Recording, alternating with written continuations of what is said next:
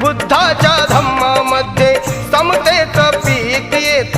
बुद्धाच्या धम्मामध्ये समतेचं पीक येत, प्रज्ञाशील करुणेनं जीवनाचं सोनं होत, प्रज्ञाशील करुणेनं